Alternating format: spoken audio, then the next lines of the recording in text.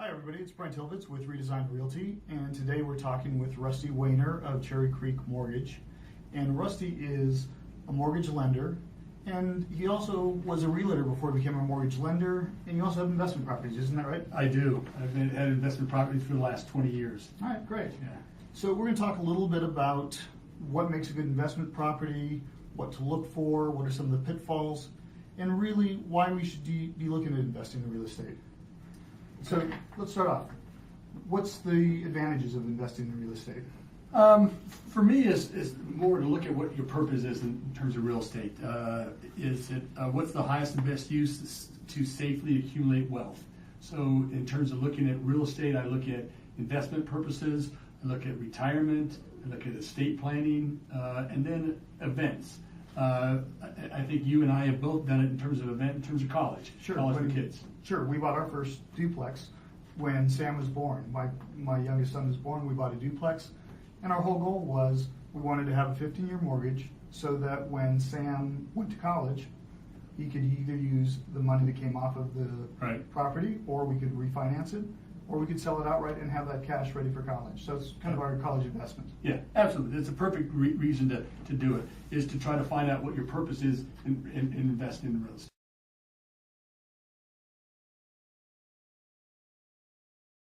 We kind of want to look at how do you determine what a good investment is. There's a lot of talk about ROI, net ROI, cap rates. Can you explain some of those real quickly for us? Sure. In terms of your purpose, for example, for us it was cash flow. We wanted to have the thing kick off so much money every month in order to use it in the current. You can also look at cash flow for the future, like you're doing with your son. But for example, cash on cash. So if I invest $100,000 and I get $10,000 in terms of net, I get a $10,000 or 10% cash on cash. Okay.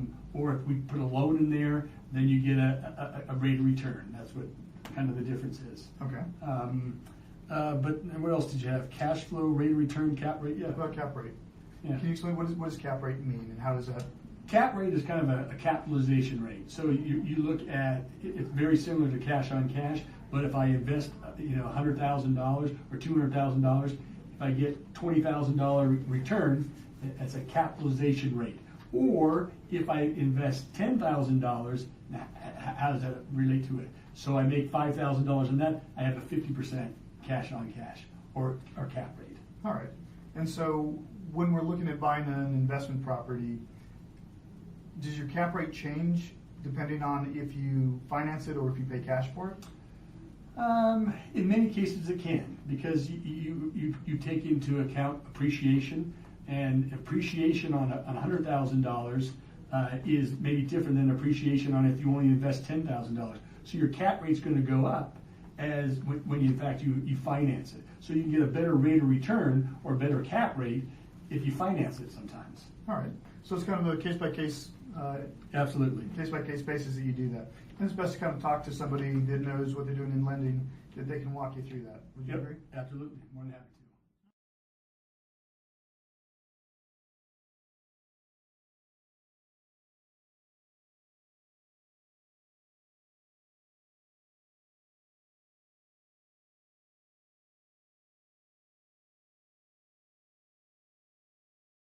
Great. Now, back to talking about lending now, the different types of loans that are available. There's FHA, there's VA, there's a conventional loan, and then there's this home path. For an investor, what are available for investors? Your VA and your FHA are going to be pretty much eliminated with all investment properties, unless you buy it, live in the property, and then you turn it into rental. Certainly can do that, and you can use FHA and VA for those purposes. Okay. But to do an outright purchase, you're probably going to be talking about a conventional rate. And in most of our conventional rates, you're going to be looking at, in this marketplace, 20 to 25% down. The home path is an exception to that. It's still a conventional rate. You can put less than 20% down, maybe as little as 5% down, or 10% down, but the interest rate's a little bit higher. And it's a great opportunity for people that they don't have the 20% down. Okay, great. When we talk about some of the pitfalls? I know that you've been, you've had investment properties for a number of years. Yes. What are some of the pitfalls to be aware of? There's a few pitfalls, certainly in any investment that you make. I think some of the pitfalls for rental properties is the tenants that you pick, the area that you pick. But the tenants, you really need to check out your tenants and know who you're renting to, what their rental history is. A lot of times it's very tempting to rent to somebody because they'll pay higher rent. Well, in the long run, it sometimes isn't, because it comes back to bite you. I think the other thing is, in terms of your overall expenses, in many of the rental properties that I look at, is I try to minimize my expenses, so I try to pass on any variables in there. For example, gas and electricity, I try to pass that on to the tenants if I can, because that's not my cost.